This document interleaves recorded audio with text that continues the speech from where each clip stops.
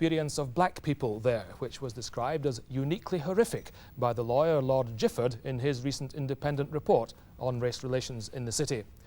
Next week, the Gifford report is to be considered for the first time by the city councillors who commissioned it. No organisation was more heavily criticised than the council itself for discrimination in housing, schools and social services. However, as Gifford makes clear, Liverpool's black people face an unequal struggle in most aspects of the city's life. Peter Marshall has been to Liverpool to speak to members of Britain's oldest black community. His report begins in an area where Liverpudlians have excelled for generations, on the football pitch. Come on, hey, get that midfield sorted out. The Gov's standing here. The standards may be uneven, but of all the Sunday League teams across the land, Almethak, in red, are the best, current holders of the National Cup. They're drawn from the Toxteth area of Liverpool, the district known locally by its postcode, Liverpool 8. In common with many other teams here, like the population of Liverpool 8 itself, half of them are black. Come on, stop messing about, say! Come on, Lama! Go on, Lama! Come on! People here are passionate about the game and tell you of all the fine players, local black players, there have been. Strangely, none has ever made it to the very top of the professional game, to a regular place with the local clubs, Liverpool or Everton. In fact, the only black player to star on Merseyside was born in Jamaica and bought from Watford for nearly £1 million. John Barnes' signing gave Liverpool one of the most gifted players in the world, but it also drew attention to the ugly side of the psyche of this city, to the racism Lord Gifford calls uniquely horrific. Among the Liverpool crowd, Barnes was an instant hero, and their racist chanting was suddenly, markedly quietened. But at rivals Everton, the opposite was the case. Barnes' appearance there was met with spitting, showers of bananas and monkey noises. A few boos being directed there at John Barnes. We could do without that. Sunday afternoon in Liverpool 8, and Almethak, victorious, enjoy a post-match drink. It's both instructive and shaming.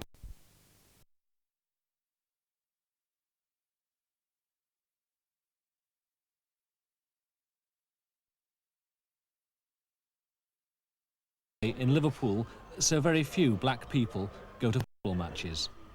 We have a nice time on occasions. Those occasions tend to be when there's no black players on the pitch. Everton haven't got any. Of late, last season, my son started picking his games. He'd actually try and find a team where there was no black players in. Why? Well, because he knew that racism would be thrown at them, so he's just block it out and he wouldn't go, and he'd stop going with me. Such are the lengths to which black people have to go to avoid racism at football. But in everyday life in Liverpool, the effects of racism can't be escaped. Maybe it's the general consensus that they don't want to see black people get on. I mean, maybe we're considered a threat, I don't know. They like to keep as you can say, the black people all together, so to speak. They don't really want you to drift out. That's the impression I always get. It's like, oh yeah, you can have a flat in such a place or a house there. As if they want to keep us confined to one area, as if like we can't go and live where we choose. You know, you've only got to look around the stores or go into any shop. They look at you firstly as if you're going to steal something, and you'll be followed from one end of the shop to the other, or you'll be continually harassed to, you know, what can I do for you, until you feel uncomfortable and you'll walk out. Between 8 and 10% of the population of Liverpool is black, yet you won't see many black faces in the city centre, and it's extremely rare to see a black person working in the shops. Some firms say they're planning schemes for black trainees, but these tend to be small scale. The only big company with a major scheme is Littlewoods. As well as the retail chain, they operate a mail order business and the football pools. But at the top, they remain a family firm, and the family, the Moores, are still based in Liverpool. I grew up in the north of Liverpool, and I didn't really know there were black people until about 20 years ago, I think. I was very conscious of Catholics. We all knew about Catholics and Protestants. That was the big fight in Liverpool. But there weren't any black people in the shops. There weren't any black people shopping. You didn't see them in the buses or anything. And so I didn't know there were black people, really. That's extraordinary, isn't it? Quite. And now that I'm older and know about it, I can't believe it. John Moore's enlightenment came through a posting to America, and it's resulted in the Equal Opportunities Unit. The idea is to encourage black people to apply for jobs so that the number of black employees will reflect the true racial mix of the city. The target date for achieving this is 1992. John Moore says it's most important to make it clear that equal opportunities are essential. It's got to be company policy. It's got to be written into the company policy. And the next most important thing, I think, is that you've got to have your bonus scheme for managers based on profit and sales and a few other things and their performance and equal opportunities. It's as important as that? Yeah. Setting up a small business is always fraught, particularly in a city pulled low by recession. But the problems are still greater, it seems, when the would-be businessmen are black. The partners running this garage have been in business in Liverpool 8 for nearly 10 years. When we first approached the banks, we got the impression that they thought that if they loaned us money, we were going to just spend it on a fancy car, you know, the same old cliche like that, that's all we're interested in. Because I still think there's the feeling of mistrust because of the colour of the skin. We just carried on battling against the system. We got through, and we're still fighting through now, but eventually we'll get there. The City Council has just put £5.5 million towards assisting another wider battle to create young black professionals. Interviews have been going on for places on a year's training scheme. It's one means of replenishing the dwindling pool of black talent, all lost to the brain drain that's hit the whole city, but once again has most affected the black population. I work for Merseyside Skill Training. There's a rueful saying in Liverpool 8 that the buildings are cemented with the blood of African slaves. Liverpool was at the very hub of the slave trade, and this, together with its former preeminence as a seaport, has left it with the longest established black community in the country. Yet even at the new Maritime Museum, Liverpool's role in the slave trade is, according to Gifford, glossed over, black Liverpudlians all but ignored.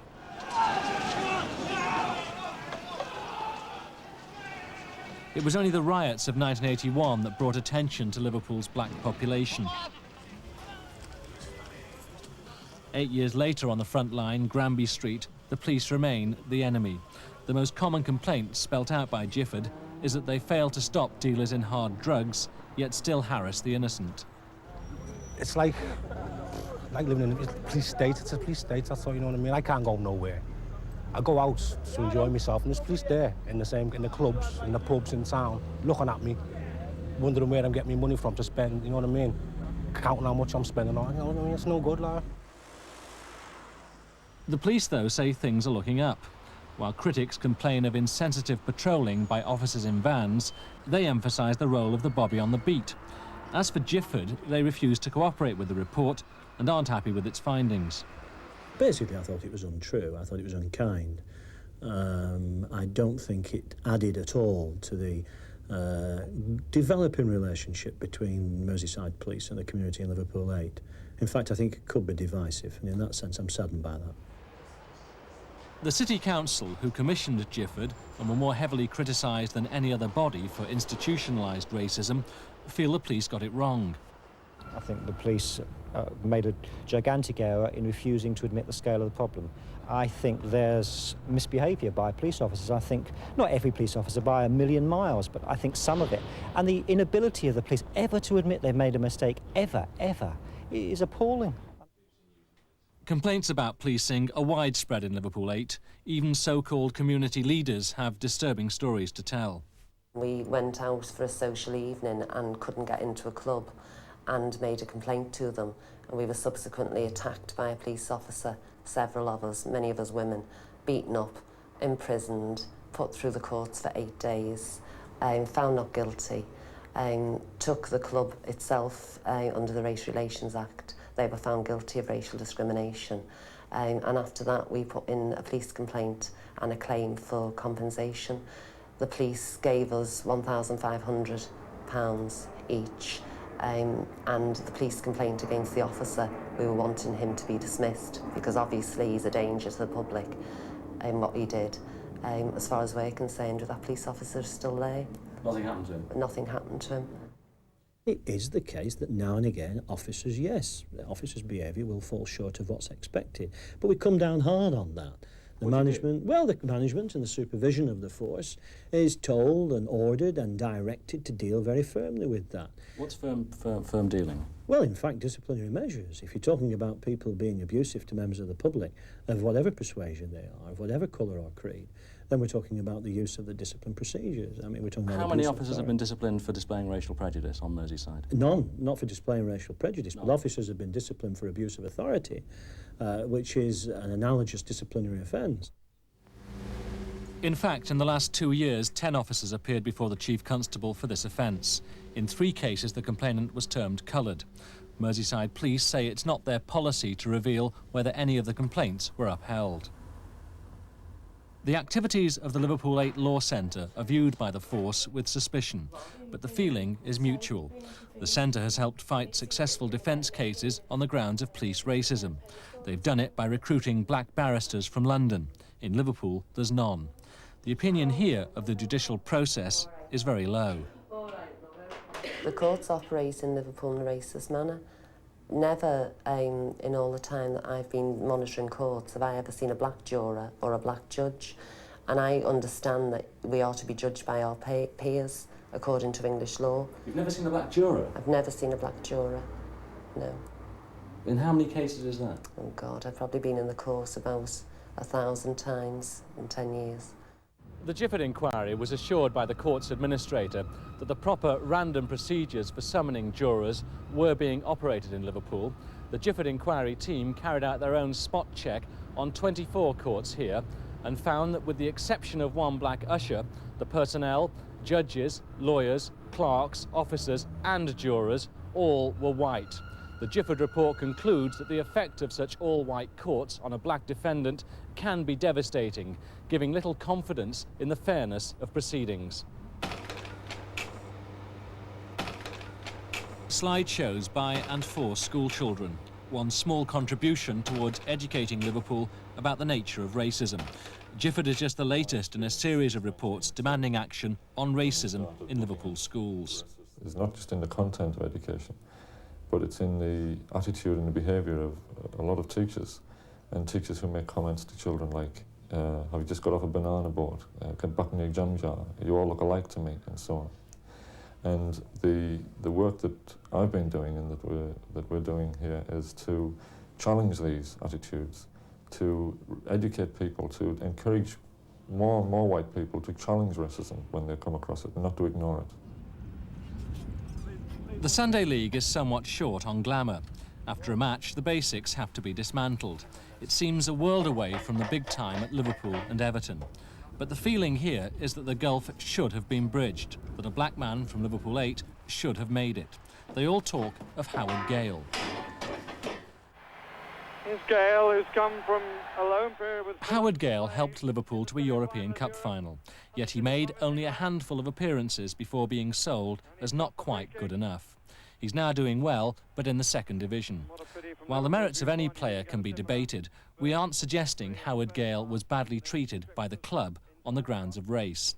In the dressing room, though, he says what some players regarded as humour could be highly abusive. Some of the banter that went around to say that the dressing room was all I can describe was pig ignorant at times.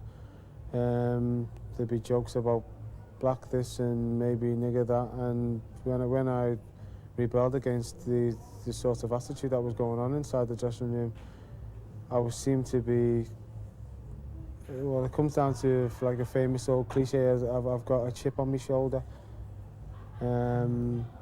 Basically all it was to say I didn't take that sort of nonsense on the street, and I wasn't going to take it in there. The superstar John Barnes couldn't make it this time, so Howard Gayle, a professional but still one of the lads, presents the trophies at Almethak's big night. The Sunday League champions swept the board last season, so there's plenty to celebrate, black and white together. In Liverpool, the black population has for too long seemed invisible to the white.